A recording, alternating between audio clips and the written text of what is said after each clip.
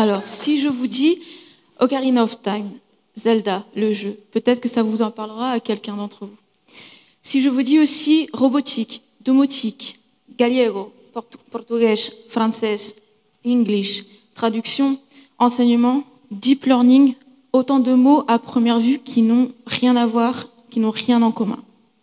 Et pourtant, pour moi, c'est une question de langage. Je m'appelle Aurélie Pello, j'ai 34 ans. Je suis illustratrice graphiste en reconversion dans l'IA, l'intelligence artificielle.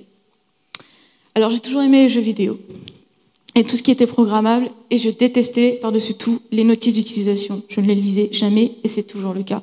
Je préférais tester.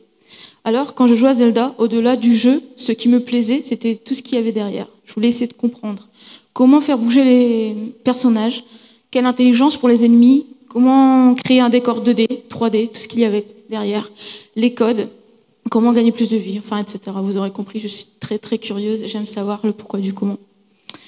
Donc ensuite, pendant que Zelda, le personnage de Link dans Zelda, gagnait en résolution sur les consoles, moi je gagnais dans mon parcours, je m'enrichissais à travers plusieurs expériences, plusieurs travaux dans ma vie.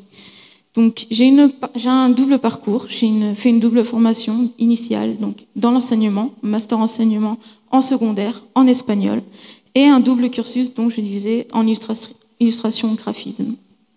J'ai commencé par enseigner l'espagnol au secondaire, puis rapidement je suis partie en Espagne, enseigner le français. Après quelques années en enseignement, il me manquait quelque chose, il me manquait de la stimulation, de la créativité. J'aimais mon métier, mais je voulais aller au-delà, je voulais progresser, évoluer davantage.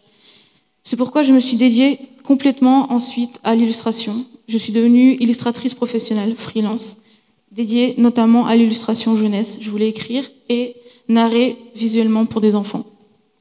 C'était compatible avec l'enseignement, mais ce n'était pas encore assez. Les métiers créatifs, le métier d'illustrateur, c'est un métier très noble, très beau, mais très compliqué au quotidien. On a 1 heure de gloire dans l'année et le reste de l'année, c'est la galère. Donc j'ai ma petite renommée en Espagne. En France, je ne suis pas connue, mais c'est un peu compliqué, c'est très personnel.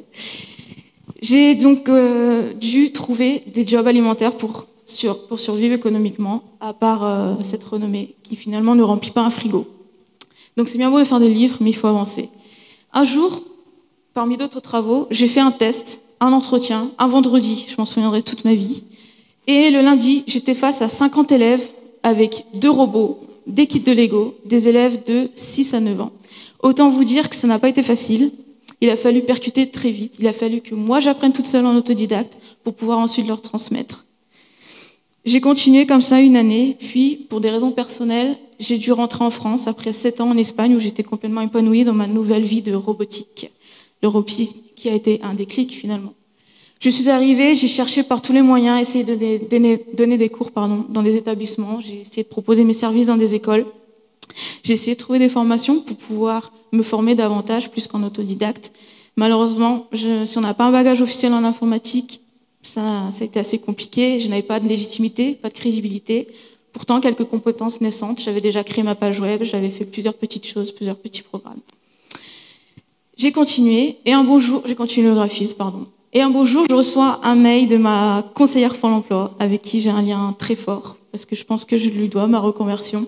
J'ai reçu un mail de Samplon qui proposait un SAS aqueuse, donc Just for Ladies, donc juste pour les femmes, qui nous initiait une petite initiation au code, au langage du web, HTML, CSS, et au langage Python, orienté data science, donc orienté par la suite intelligence artificielle. Au début, je pensais que ça allait être des maths très complexes. Moi, j'avais plutôt un profil littéraire, artistique, je parle plusieurs langues. J'étais plus attirée par la logique des mots plutôt que par la logique mathématique. Finalement, à travers cette formation et après avoir échangé avec plusieurs des formatrices, j'ai compris qu'on pouvait aussi faire de l'IA avec des mots. On pouvait coder des mots. Alors là, ça a tout changé. Je me suis dit, essaye. J'ai essayé ensuite, j'ai passé les tests pour intégrer l'école IA Microsoft, aussi proposée par Simplon. J'ai continué le chemin. Et aujourd'hui, après 7 mois de formation intensive, je suis depuis 2 mois en alternance chez Enigma. Donc c'est assez drôle, j'ai envie de dire LOL, parce que je n'étais pas un profil mathématique et je suis dans le secteur de la FinTech. Je suis en charge de créer des algorithmes de machine learning et deep learning pour la détection de fraude. Donc c'est quelque chose qui me stimule, c'est quelque chose que j'aime, c'est un peu le chat et la souris, il faut trouver des stratégies, il faut mettre des choses en place, il faut corriger des choses et proposer. Donc c'est quelque chose qui me correspond finalement totalement. Ce que j'aime aussi dans ce métier, c'est la perspective d'évolution. Pour l'instant, je traite la fraude, mais l'entreprise peut évoluer sur d'autres sujets, je peux toucher à l'image, le texte et encore une fois les mathématiques qui sont maintenant très accessibles et très vulgarisées. On n'a pas besoin d'être un grand scientifique pour pouvoir faire de l'intelligence artificielle. Je voudrais dire merci à Enigma, donc Sylvain, mon patron, qui m'a donné cette chance de tester l'intelligence artificielle. Petit message, Sylvain. Voilà. Si je devais faire un constat aujourd'hui à Aurélie, il y a encore 15 ans, je lui dirais d'essayer de casser les clichés comme je l'avais fait pour le foot. J'ai joué 11 ans au football, je jouais avec des gars, je n'ai pas eu peur sur le coup de jouer avec des hommes, d'être sur le terrain, de mettre mon maillot et mon short. Cependant, j'ai pas osé à l'époque le faire pour le côté professionnel. Je me suis orientée plus vers les langues, j'ai pas osé m'orienter vers l'informatique. Je pensais que je n'avais pas ma place finalement. Ce que je dirais aussi, c'est d'aller, au lieu d'écouter les clichés, au lieu d'écouter ce que les gens racontent, d'aller voir, d'aller parler avec des vrais développeurs, d'aller rencontrer la réalité du métier et ensuite, éventuellement, prendre une décision de s'orienter ou non. Ce que je voudrais dire aussi aux personnes qui nous écoutent, qui hésitent à se reconvertir ou pas, ou à tester, se renseigner, faire un moment de veille, mais surtout oser.